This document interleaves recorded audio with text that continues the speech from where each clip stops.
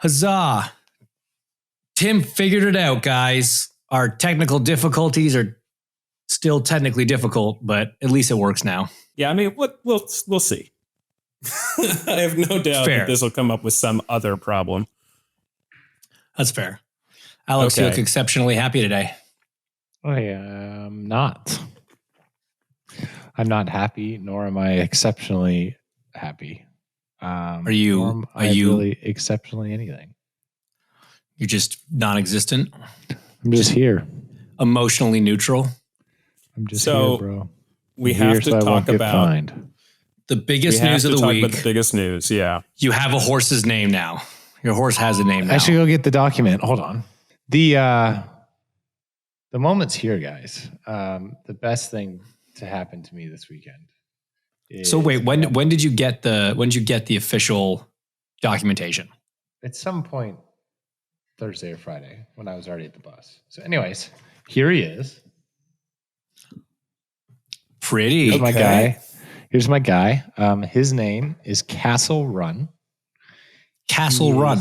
Castle Run. He is 2 years old. His sire is Daredevil, so I'm already in. He's fast and powerful. Those are the sentences. 2 words that have dominated the conversation about this colt. He's sold for $250,000. He's based in Florida, and he ran 1/8 of a mile in 9 4/5 seconds. Now, have you done any research to know if that's that fast? Good or not? Yeah. Well, I mean, honestly, like it's better than 10 seconds. Right. I'm just going to throw this out there. We have 1/8 of a mile track in the fields behind my mom's place. Let's go see if we can beat Alex's horse. So where does the horse live? Ocala, Florida? Florida. Yeah. That makes sense. That's Florida. A big equestrian world. Mm-hmm. Down in the Orlando area. He was purchased in April. He is Dr. Eisenman of Eisenman Farms. Of the farm Eisenmans. Right, yeah. of the farm Eisenmans. Of the Florida Eisenmans. Ocala. Yeah, Ocala ones. Likened him to a jock with the heart of a marshmallow, which I like marshmallows more than I like jocks, but I like them both. They both serve. I mean, you're an athlete. Yeah. I feel like the same could be said of Alex. It's a jock with the heart of a marshmallow. Well, he is arguably one of the most athletic horses we purchased this year. He is also prone to spooking at the odd squirrel. So he's a bit. Don't love that. Yeah. So like he's in the middle of a race and Simon, Alvin, and Theodore run across the track. He's going to bail or what? Listen. I feel like squirrels have enough survival instinct. Honestly, this horse reminds me a lot of Ryan Hunter-Reay. He does. Ryan Hunter-Reay is terrified of squirrels. That is a Ryan true Hunter-Reay thing is that I very didn't distracted easily, and he is a jock with a very soft heart. ADOS, attention deficit. Ooh, squirrel. Yes. Yeah. That is. I think that's going to be the next one that I want to push is that Ryan Hunter-Reay is deathly afraid of squirrels. And so Castle Run is a reference to a notorious obstacle course competition for trainees at the Air Force Academy. So that's cool too. I like that. Yeah. Does he have like an everyday name? Because then we talk about how like they're Daredevil.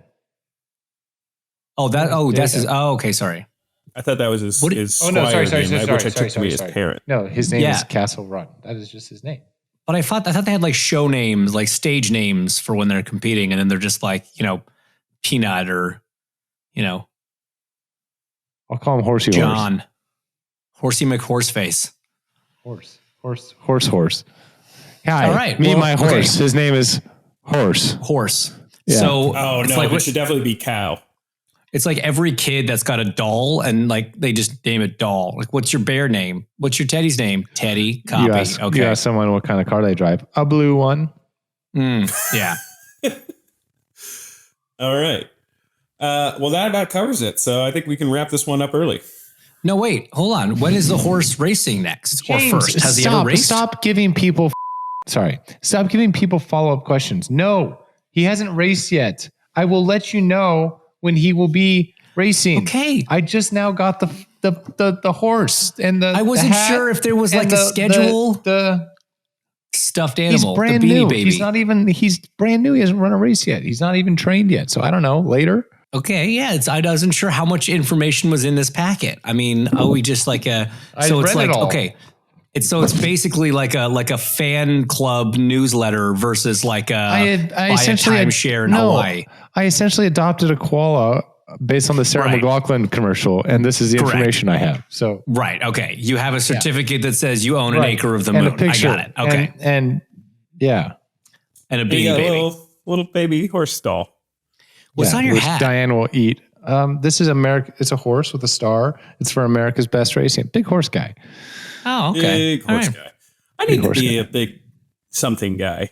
You should do anything, really. I guess I'm a big star guy. That counts, You're right? you're just a big guy right Yeah, now. I'm working on that. That's offensive. I didn't mean it like that. That's rude what you said. I'll be Alex. honest, just to bring this up because this happened a couple times. If any of you like have a bigger friend out there or meeting a bigger guy, don't call him big guy as like a term of endearment. We don't like that. But what if Hey there, what if I big say guy. that to like people that are just kind of moderately sized too? Honestly, You know, it's the let's call exact him same. boss. It's the exact same when you I get do called that too. Bud. When James refers to me as Bud, I want to slap him. I didn't know that. Bud, That's bad for you because that's Hey, a very Canadian bud. thing. Bud. Yeah, that's a very Canadian thing. Everybody's bud. You're gonna be bud. So there's Well, Yeah. you're gonna be slapped. okay. All right. We'll see how that goes down. All right. Now for the actual big news. I made an ass of myself in the elevator again on race day. This is actually a very funny story. I have to leave part of it out, but I do feel like it's slightly embellished, though. I'll be honest, because I refuse to admit that you looked. Well, tell a story. okay. So I'm coming down from the pagoda, and a bunch of people get in on the 9th floor. And I thought it was weird that they all had name tags. It's a on. humble brag that you picked the floor that they got on because there's only one floor above that. So that's just like casually Sure. mentioning that you're hanging out in the penthouse of the Yeah, but pagoda. I was going from the 10th Dick down move. to the 2nd. No, I was actually going down to Pagoda Plaza. And a bunch of people, like 4 people, got on the elevator and they all had name tags on, which I thought was weird because I feel like name tags are for parent-teacher conferences or children.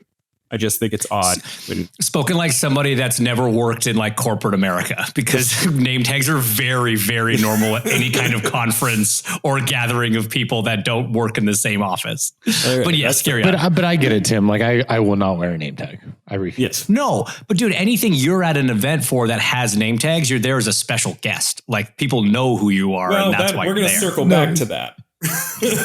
Even otherwise, I just won't. Out of So- principle. Yeah. So, anyways, I look at the name tag before looking in the person's face, the person right next to me. And it says, a little bit's covered up. It looks like it says Mike Pence, but I'm thinking I'm seeing it wrong because a little bit's covered up. So I just jokingly said, again, before looking this man in the eyes, what are you, like the second most famous Mike Pence in the world? And then I looked up to those sunken eyes of our former vice president and realized, no, he is not. And he just looks at me and goes, pretty sure I'm the first. Which was a pretty baller move. Then he made fun of me. I'm not going to repeat what he said because it gets into some other stuff. It is very And then funny. the- That was a good retort. Yeah. Then he pulled me aside, asked how my mom and grandpa were, or asked how my mom was doing because he knew my grandfather back in the 80s. So just like had a quick little catch up with the former vice president of the United States, whom I'd never met before, and got back in the elevator because I was actually going to 2, not Pagoda Plaza, and just the elevator attendant looked at me and just goes, "Well, that was the weirdest I've ever seen." Or something What is it with along you and those elevators, lines. man? It's race day in that specific elevator every year. Well, I mean, I'm just gonna write it. twice. Yeah. But yes, we No, this now is have third a time. trend going. What was This the is the other third. one? The And that was first the was Roger Penske, one. second was Penske, third was Pence. Oh yeah, I forgot you had 2 Penske ones. That's true. That's Yeah. true. Come here often. So I don't know where it's going to go next, but lesson learned. If I see a name tag with a funny name, make eye contact with the person first. But here's the other thing. Why did the former vice president of the United States and former governor of the state we were in need a name tag? Just being respectful, man. Just following rules. I think the bigger question is like, why are you in the same building is him. Let's be clear. I was in the floor above him. The floor he was on has the entire like FBI and state police command center on it. So I feel like if you would try to get off on that floor, it would have been an interesting situation. I don't think they would have been cracking jokes. Yeah, that's probably so like fair. I assume the other guys with him were the Secret Service people that traveled by his side. It was his wife was with him, and then the two I didn't recognize were probably Secret Service. Once he got out into Pagoda Plaza, there were a lot more Secret Service. I wonder how close they were to like breaking your leg. I think if I would have made a move, well, yeah. I think everybody was taken aback when he was just like, How's Joan doing? How's Larry doing? And they're like, wait, this guy who just like drunkenly tried to make a joke at the vice president. The vice president knows his mom's name. It's such a Tim story on so many levels. It's a weird one. It's a very good Tim story. Okay, well now we can wrap up. Now we can wrap up. Now that you've got that out of your system. All right. Indy 500. It happened. We did it. Finally. Did you get, we like talk about this every year that by the time you get to race day, you're just so anxious to just get the race going. Like you're so tired of practicing. You're so tired of all the other crap. You just want to get the race done. Was that how you felt coming into this year again? Tim? I'll tell you, I will take that delayed start every year. Yeah, we'll get to that in a sec. I don't think so. Like I've come to enjoy the month quite a lot. I like the majority of things that go into the month. And so you're kind of always like, it's weird. It's like, yeah, I think Doug put it great in one of the 11 events I ended up being at with him. Because I don't know how he's literally everywhere at once. Dude, most incredible schedule ever. Yeah. So he was like, I think it was actually Tony and JPM's induction into the Hall of Fame or whatever, which was on a Thursday night or Friday night. Thursday, yeah. And you were he was at like, that? all right. Yeah. Well, I inducted Tony and JPM, which was weird because Pato bailed. So he was like, we are officially 3 days out from the 108th running of the Indianapolis 500, which is amazing, but it's also so sad because in 4 days, we're going to be 364 days away from the 109th running of the Indy 500. And I was like, yeah, that's a really nice way of putting it. Cause like it's Christmas. Like it's the exact same thing that we all experience on Christmas. There's the entire month of December. That's the lead up and all of the beauty around you with lights and decorations and family and food and all this stuff. And then Christmas Day comes and it's awesome. And then the day after Christmas and it's like, and it's the Indy 500 is the exact same thing. So I think everyone can relate to it. And so I guess that makes Detroit New Year's Eve. It's like, oh, it's neat. It's all right. No, not on the same level as Christmas. Even that's being pretty generous. Yeah, pretty generous. It is cool that obviously we get to get back in a car in 2 days, but or when this comes out tomorrow. But no, it's just it's sad. It's sad. It's over. It's such an amazing day. And what I wish more than anything, and it was alluded to a lot in the victory celebration last night, which I thought was very cool, not cool, but interesting that it was brought up so many times by Mark Miles and Doug and Roger and everyone that spoke was, we've got other races aside from the Indy 500. Like you guys obviously care as fans so much about this race. And that's so apparent. Like you sat through a 4-hour rain delay in terrible weather and got soaked and no one left their seats.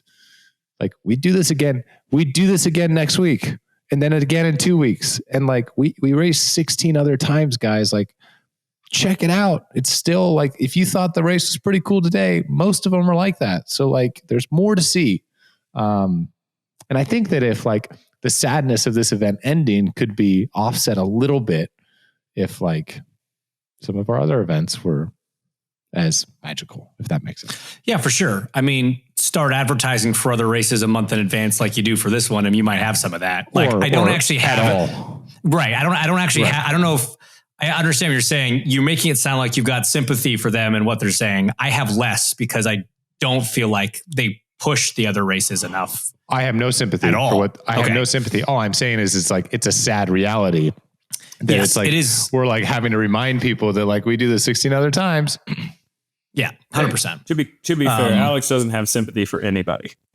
So I was at the Speedway on Monday and it's like so depressing going in the next day. Like, you know, when you have like a big party or something and you wake up the next morning, you got to clean everything up and you're just like, you're looking around, there's just garbage everywhere and all the trucks are gone. There's like a couple motorhomes left, a couple drunk dudes still in the grass. But you're just like, man, it's so depressing because you're right. Like you get that May hangover. Like you want it to just keep going because it is so special. It is, yeah. Like you're anxious to get to the race, but then you're kind of sad when it's over. We'll get to the race in a sec, but you brought up the banquet, which I know is one of the least popular things that drivers have to endure throughout the month. What? Yeah, we had our non-scientific panel on that with all the guests that you interviewed last Thursday, James. When Oh, yeah, a for good sure. portion of them Yeah. wanted to get rid of the banquet. Yeah, we asked drivers what their least favorite month of May tradition was. That one was pretty popular. But how was it? I didn't watch any of it. I was asleep. So what were some of the highlights and lowlights of the banquet for those that didn't tune in? Honestly, dude, nothing. What was a little strange was it was a longer program than normal, as if like they weren't already Longer long enough. than normal? And like they get like 28th place talked, and it wasn't that 28th place wanted to necessarily. I'm not picking on 28th. I'm just choosing a random number. 33rd to 22nd took almost an hour. And that's not because these people were rambling on. Sometimes you get the odd person that tries to thank everyone under the sun. They were getting like 5 to 6 follow-up questions. So like, Yeah. it was much more extended than usual. Which is weird because the past like 6 or 7 years, like you rip to the top 10 pretty quick. Yeah, I 'Cause it's remember like, being 2 or 3 at a time. they kind of, well, they still did that, but it was like each person got like 4 to 5 questions. It was, and some of the guys like Pietro Fittipaldi and Marcus Armstrong were like, what do you want me to say? Like Blomqvist was like, why do you keep asking me? I didn't do anything. I did a corner. I did kinda. I did the Indy 500 yard race. Right. So, but they were like, so what does it mean? He's like, it was cool and really sad and disappointing. But like, how did it make you feel? Bad. Well, what'd you learn? Not to do that again. Don't like, it touch was the just- curb, right. So it was very drawn out. There was not anything that was high on the list of, oh my God, I can't believe he said that, or oh my God, I can't believe he didn't say that. Connor was the funniest, as you would expect. I was going to ask. I assume Connor was funny, but like, did he have anything outrageously Connor that he did or said? No. Typical Connor. Said he was glad he got to talk later because everybody hearing him was boozed up, you know. And yeah, I mean it was not a bad event by any means, but it Right. like Just too it long. wasn't any was too event long with and- people is not a great event for Alex. Yeah. So true. So I think my 2 questions are, how was Pato's speech? How did he handle that? And then how was Joseph's speech? Pato's speech was fine. Nothing that interesting. Joseph's was very good.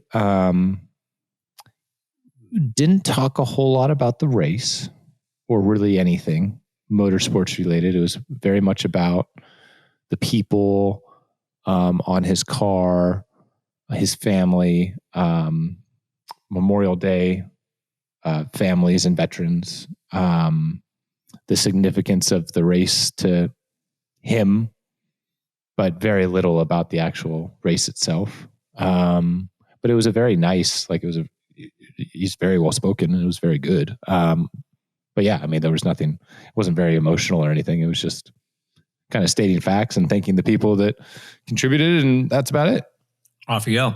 Yeah, I mean, you don't have to go there and relive the race. Everybody watched it. Everybody saw it. Right. We don't, Yeah. So like, yeah, I Yeah. respect that. Well, okay, here was a tidbit that was mind-blowing and very interesting was Team Penske obviously didn't like something about Joseph's car. So his car was built at the track and prepped for Tuesday. And that was a brand new chassis that hit the track for the very first time on Tuesday. And it is now retired. So it did 1,500 miles, not even 1,500 miles, and it is done. It's a museum piece. So there was clearly something, I would assume from a tunnel result standpoint or whatever, post-open test that maybe they thought they could resolve or not. I don't know the details, but like Kyle Moyer and Chad Gordon, his crew chief, like they both mentioned what an amazing effort it was for the fact they built a car that was that fast and won the race at the track. So that's interesting. I wonder what it was. And like, I mean, you have the open test in April.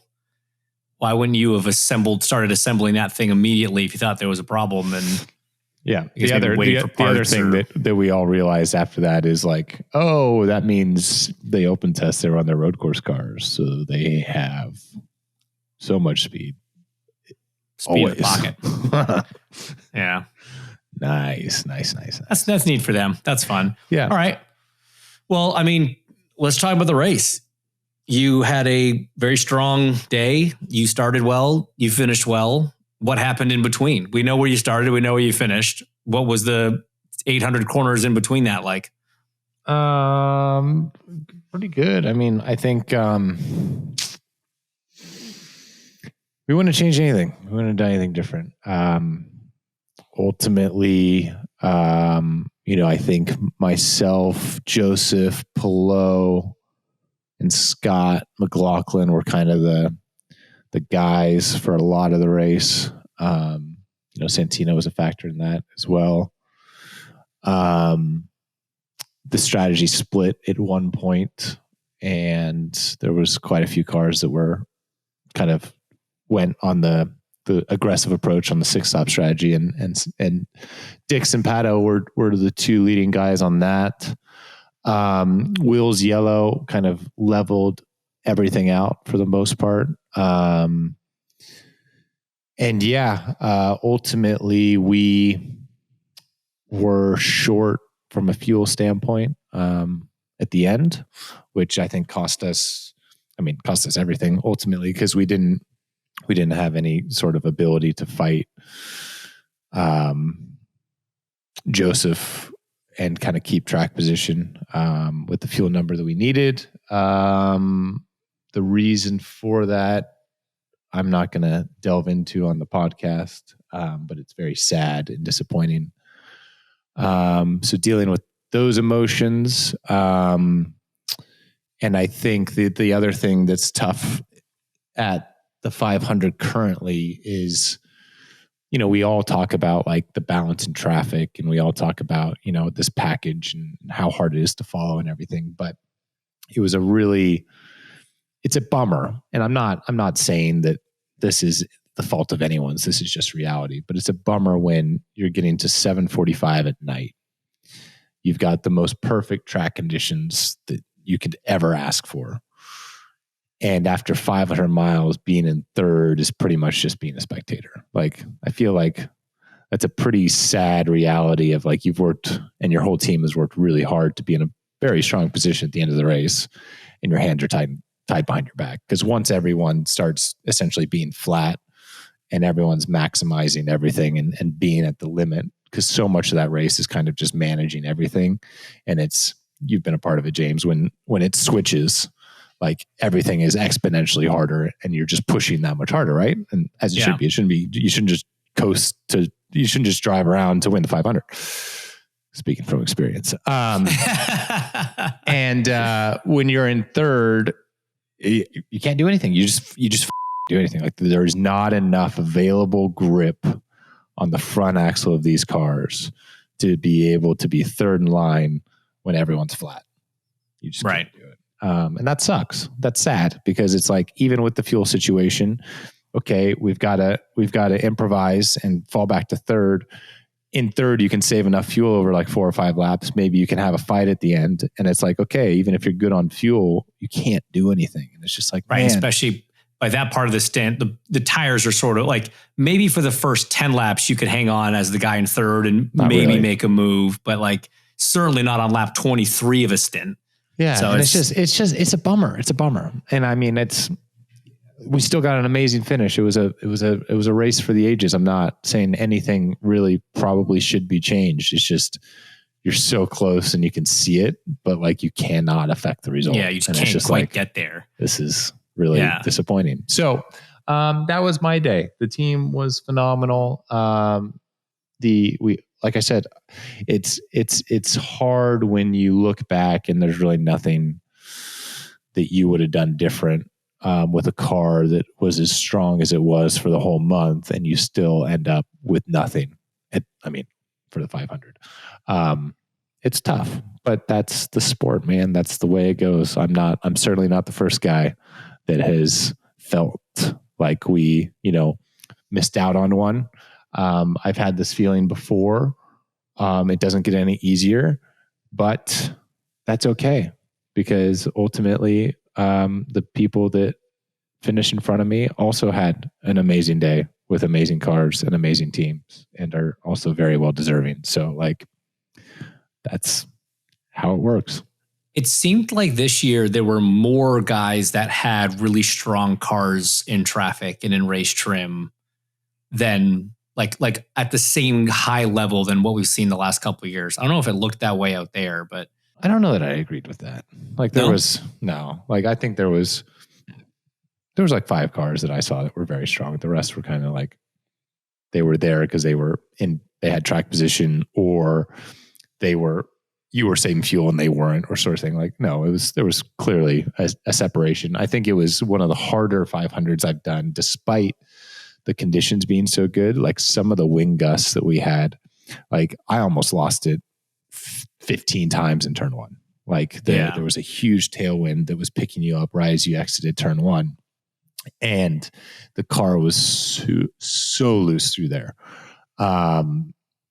So like, it wasn't a surprise at all to see what happened to Colton, to Will, like I almost did it Marco, a lot of times. Right. So I think it was still a lot of work out there. And no, I think if you had a good car, you could still, like, you went to the front. Like the good cars were in the front. The old adage that there's kind of like 2 races, right? The race from lap 1 to 150 is just cruise around, try to get track position, work on your car or whatever. Then there's the race from 151 to the end, trying to actually go all out and go for it. But because of what you're just talking about and how far it is, or how hard it is when you're back in line to make moves, it seemed like the back 2/3 of the field was driving like it was 10 to go for the first 100 laps. It was, I don't know, I assume you haven't watched the race back yet, but I mean, you saw the crashes, you saw the cautions. It was mayhem back there from the drop of the green. It was very bizarre. Yeah, but I think it's people now, like, there's been a standard that's been set of like, starts and restarts are make or break your day. And so everyone realizes it. Everyone thinks, oh, person X, Y, and Z just went on the high line. It's really easy.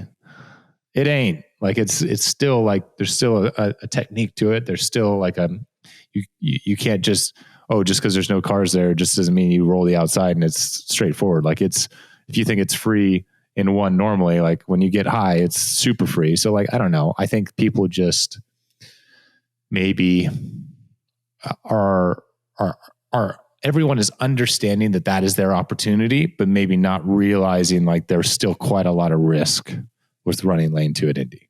Just because Joseph or Santino or whoever makes it work a lot doesn't mean that everyone should be doing that, I think is kind of what I take from it. Yeah. It definitely seemed like on the restart, like there was one restart, it was like 4 rows deep side by side through 1 and 2. And you just don't see that often. So guys are definitely getting braver up there. And that's it. Like, I think there was a lot of bravery. I think there was a lot of shunts this year. So I wouldn't be surprised if next year, like, it resets a little bit. Like, you know how these things go. Like, we've had some pretty trouble-free years for the most part. Yeah. And so people's confidence gets high, and then there's a lot of shunts and a lot of crash damage, and team owners are a little pissy, and like it will balance out, and then people get confident again. It's just the way it goes. Yeah. Okay. So on the late start, 4 hours delayed, we get the thing going. Everybody stays. Like I think it's appropriate to give like every fan that showed up to that race a huge pat on the back for, as you talked about it, being mentioned in the victory banquet, 4 hour delay, 2 of which they sat in the pouring rain. A lot of people not able to get completely covered. They're soaked, probably a little lit, having a nice time, whatever. But as soon as the stands were cleared, everybody goes back out. It didn't look like there was any fewer people in the stands than there were before.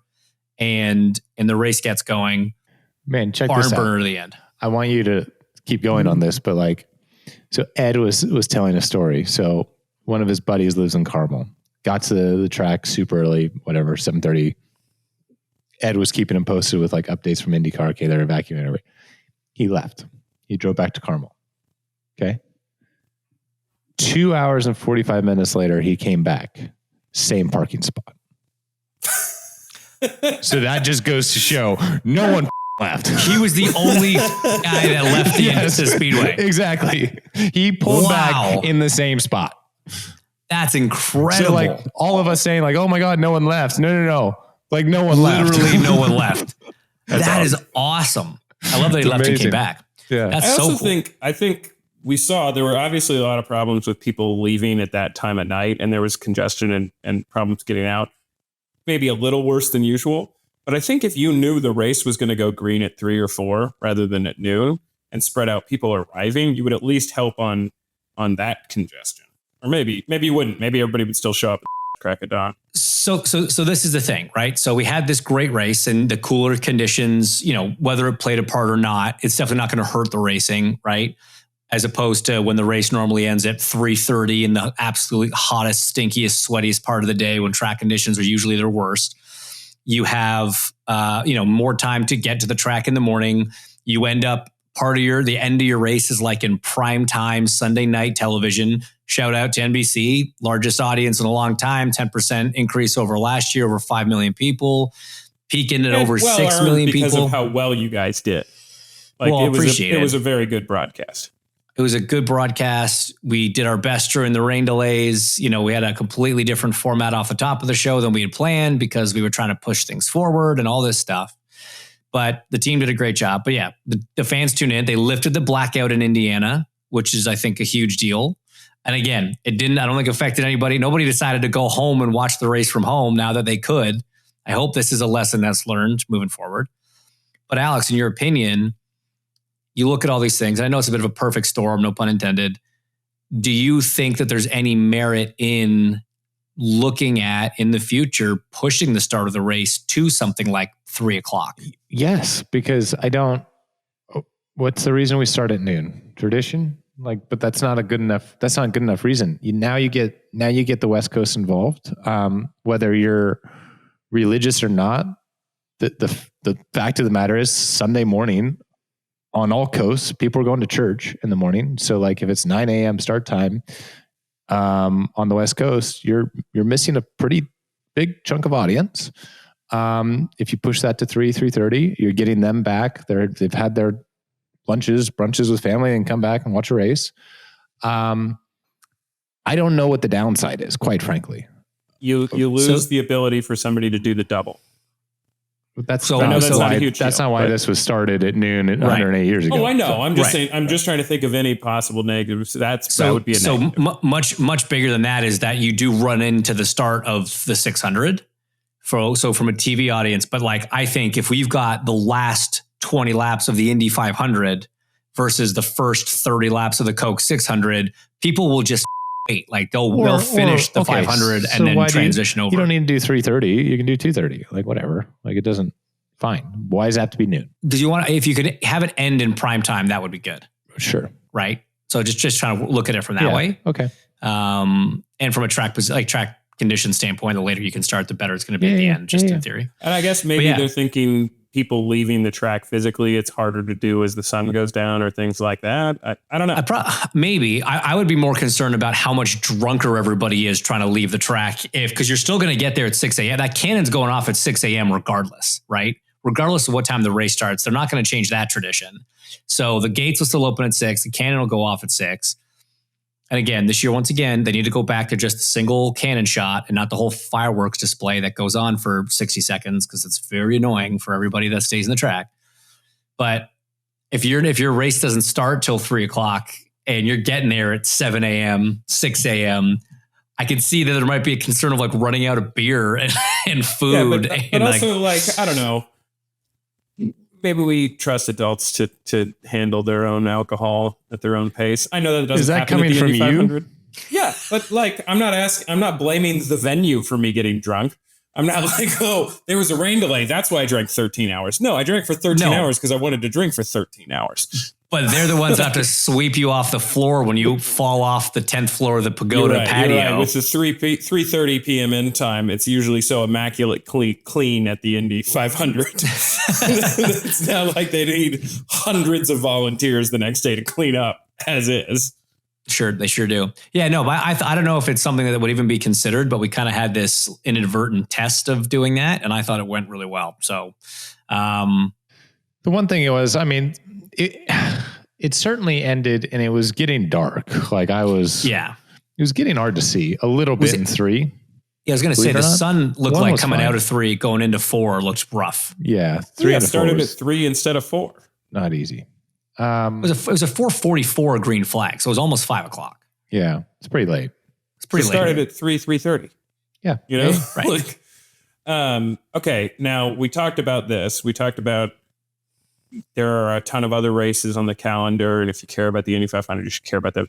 In that vein, should we spend a few minutes talking about Detroit?